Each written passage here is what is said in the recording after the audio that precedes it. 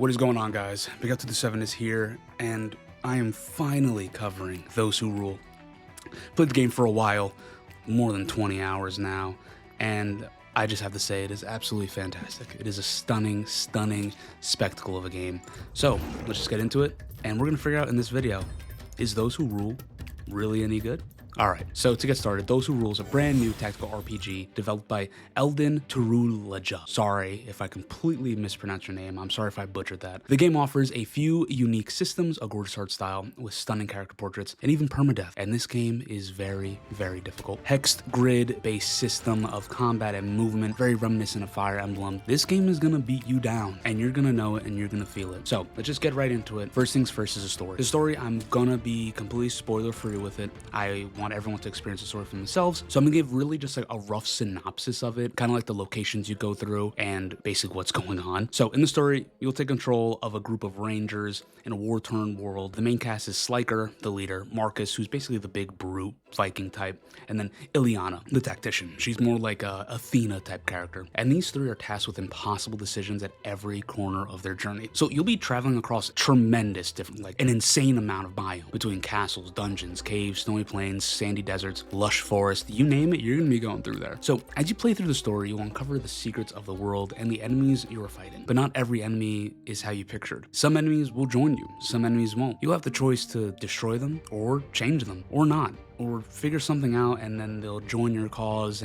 But again, it's always different for each playthrough, and that's what I love about it. It's just how it is. Keep a character alive, extort them, or even kill them. The game gives you these choices, and sometimes you think making the morally correct choice was the right one, but that's not always the case. The story will have you question your very orders from the Rangers. What's the deeper meaning to it? But that's all I can really say without getting into massive spoilers, and that is something you really do have to experience for yourself. But again, I will say first and foremost that the story isn't super strong, but that's completely okay. This game really focuses on the combat and the tactics behind it, and so that's what we're gonna get into now. The bread and butter of Those Who Rule is the gameplay. While it's completely straightforward with all the usual features of a tactics game such as status effects, class abilities, and weapon abilities, there are a few new things to keep in mind during every single battle. Each character is more than just a single unit. They have a specific strength and weakness that you really have to learn to keep them alive, and that's something I ran into a lot of trouble with, not understanding the ebb and flow of the game in the beginning, and it just led me to dying constantly. So let's talk about one class, the Defender. They're more of like the tanky type, and they can get overwhelmed really quickly, especially if they're facing off against the warrior type with an axe or another character like a barbarian with a two-handed hammer. They just completely go through armor. They don't even care. Like, yeah, you have armor, it's completely gone. Doesn't matter anymore. And the one-handed, two-handed axe will go through most armor. I believe it's just a two-handed axe that will go through it, but I know that the one-handed axe does some incredible damage. But on the other hand, with the two-handed weapons, the hit chance is extremely low. It's like you gotta really either position yourself perfectly or take the risk. And that's, that's something I love. And it's something that I have to keep in mind in battle, because I just wouldn't pay attention sometimes. I'd just forget, like, oh yeah, I could do this amount of damage and take him out, but it's like I have a 12% chance to hit. Yeah, I don't know if I'm gonna take those odds, and he's gonna retaliate regardless. So it's another thing just to keep in mind while you're playing, and it's just crazy. Honestly, I'm stuttering right now, but it's crazy. Now let's get into like the battle themselves. Just in any Fire Emblem style game, you are overwhelmed, and that's just to say the least. You are beyond outnumbered, you're beyond outgunned, everyone is stronger than you, but you really have to use that to your advantage. Your forces have something that they don't have, and that's you, the player. You have complete control over how you take these fights. While they don't exactly, you really have to strategize and make sure that every single one of these battles is broken up into tinier battles, like minor battles, where you're gonna use your whole force to, like 13 people to overwhelm like 2 targets, because they will do that much damage. Your guys are down, they're down. Unless you have, and if you have permadeath enabled, you're gonna have no one by the end of this. So each chapter features a massive battle, and within that massive battle can be broken down into like many minor battles, as I mentioned. So you'll see about 30 or more enemies on the map against you at once, and how you tackle them is really up to you. And something I noticed is you really cannot stand still. A lot of these fights are gonna have enemy reinforcements just come in constantly,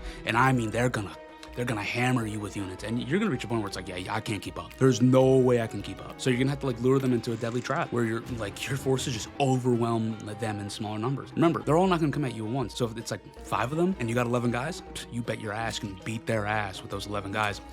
Let me tell you, a few characters I wanna mention, highlight. Ajax, probably my go-to guy. He clears out the map. with the archer. He is an insane archer. That man will clear out a map. Cedric, incredible. And then I believe his name is Talon. Basically all the healers. And then Marcus is my favorite. But the 2 healers that you get, Cedric, goated, and Talon, they do absolute. There's an ability that you can refresh a turn. I have been refreshing Cedric's turns like it's no one's business. Cedric on my team is literally a walking god. It doesn't matter. He clears it out. He is the safety. It's like, oh yeah, this enemy's too strong. Send in Ajax with Cedric and Talon behind him. Boom. That man is firing off like 5 different arrow shots across this enemy that has like 1 billion health. You know what? They're gone. But that's like how you have to tactically think. And everyone else kind of just like supports. Like Marcus will like leap into battle, just slice and dice. Oh, Marcus dies? That's okay. He comes back because he has this berserker shit. All right, and I love that. But I will say, there are some instances when, keeping your forces together is not really possible. Okay, there are some maps where they're just like, yeah, everyone's gonna be split up, and that's all right. But you have to. My whole thing is I'm bringing everyone back together. I'm gonna make sure that everyone gets together. Okay. But again, that's just my choice. I always prefer to tackle like each group of enemies with my full force to ensure that everyone survived and remained healthy, because I just can't take that risk. Now this leads me, after talking about all that battle and excitement, we're gonna talk about the bosses and elite enemies. And holy shit, these guys are nothing to mess around with. Let me tell you something. They possess extra abilities, passives, and either have a lot of health, a lot of status effects, a lot of poison. They hit like a truck. It's like Optimus Prime is coming out of the goddamn.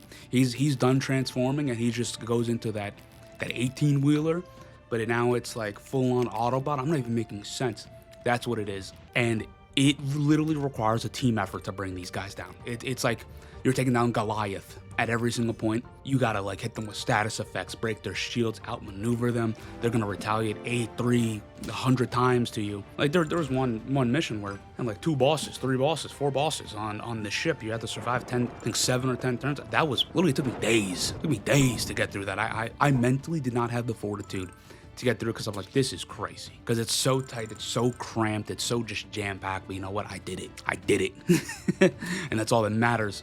All right, so now that we have the battles all in place that we talked about the battles, all the nonsense that we could do. Let's talk about what happens after the battles, or before the battles, per se. All right, after each battle, you'll head back to your base of operations or whatever camp you manage to muster up, buy equipment, talk to your party members, get their side quests, and even sometimes rewards from doing random things during the mission.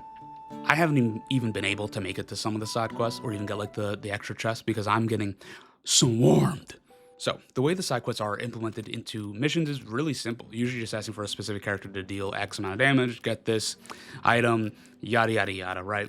But another challenge like comes into play when you really have to figure out how to maneuver with specific characters who might not be the strongest character and make sure that they don't die, especially like the main cast of characters. If they have a side quest, they literally cannot die, and I am so safe where it's to the point where they're kind of weak, because it's just not worth it when, oh, I have to bring them up to fight, but at the same time, if they get retaliated on and one of them dies, the whole mission has to restart. So it's kind of put me at a little detriment when I'm trying to play with them more and trying to level them up and like get them protected, but they just can't be put at a risk where the other guys can be, because I know they're going to come back because I'm not playing on permadeath, because that's just no way. My first playthrough, I'm already having way too much trouble.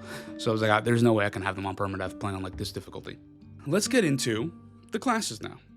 The game has 6 distinct starting classes. It's the fighter, the soldier, the skirmisher, the defender, the archer, and the medic. Now each of these can go branch off into 3 different classes. And then from those 3 different classes, it branches off again into another set of different classes. And these class advancements happen after every 10 levels. Let's talk about how you gain experience. And again, it's the same way as in Fire Emblem or any of those games where you hit a target, you perform an action, you're gonna get a little bit of experience. You're gonna get more experience after just defeating an enemy. That's where you get the most. And it just is always sent to that specific character. So when a character levels up, they will have their core stats increased. These are the usual stats such as vitality, strength, skill, agility, endurance, and defense. Each character has a unique set of growth rates that can be influenced by items or their class. Each character is proficient in a specific weapon type or a set of weapons. These proficiencies will change the more you use that weapon in combat. And that character can also learn more once they hit their class advancement at level 10, their initial class advancement, of course. And then from there, they could also learn like an additional as I mentioned, at level 20, so on and so forth. So class advancements differ from each character, branching into 3 unique paths, as I mentioned before, but you also gain different abilities and different passives. So such as the fighter, they having the choice to become a hero, lancer, or a scout. These advancements also change how they look and function, and I think they look really cool. I really like the class advancements, but it does offer a ton of customization, and I think that gives you a lot of replayability too on how you can tackle every single encounter, how you want to handle these things, because you also have a ton of characters, way more characters than you can even include in a battle. So I think it's a lot of fun how you can just mix things up, but I feel like there are some classes that are just a lot stronger than other classes, but again, relatively new, that's just my thinking. Let's get into the visuals and the audio. Now, I'm not gonna lie, the models in the game might not be for everyone, but it does have a lot of charm to it. Now, the music, man, they cooked in this department. The music is a powerhouse of the genre. I absolutely love what they did with the music. They go so hard, from the intro screen to the battles to like the peaceful moments. The music does not miss a single beat. Not a single beat is missed. Let me get into my impressions now. My raw impressions, unscripted. The combat, the story, and the challenges are, you know, incredible. Actually, the combat and the challenges are incredible. I wouldn't say that the story is incredible. It's pretty generic, like Fire Emblem style, and that's okay. Every mission has been engaging and make me want more, but at the same time, it's hard. It's very difficult. The story, you know, it keeps up a lot of suspense, but once you reach a certain point, it's kind of like, I kind of see where this is going, and it's okay. But it's just really, really grounded, and I appreciate that. It's very just a grounded experience, which is perfectly fine, and I genuinely enjoy that. Seeing these inexperienced young adults battle through these dangerous encounters really like makes you feel connected with them a little more, even though they're kind of all over the place, yappy types, which is fine, but they're kind of goated. I'm more talking about Marcus, as much as I love Marcus because he's just a brute. The game will take you about like 20 or 30 hours to complete, roughly, and it offers some replayability if you choose to, with like the dynamic story options that they offer, a lot of different choices, how you want to tackle combat, all the classes that you want to do. So I would highly recommend this game to RPG fans who are looking for a hardcore tactical experience. And you know what? They did a great job. That's all. I'm genuinely, like, I'm truly impressed at the game I've played, and all jokes aside, I'm really proud of all these like indie devs coming and, you know, doing what they do best. But I will say, some of these damn missions, man, come on. You know, I'm gonna just say chapter 10, be ready.